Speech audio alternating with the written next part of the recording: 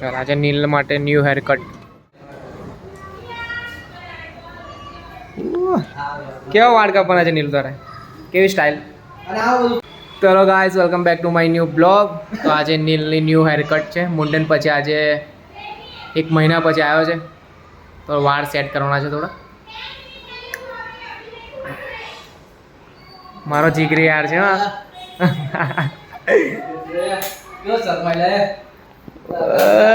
નીલ તો જો.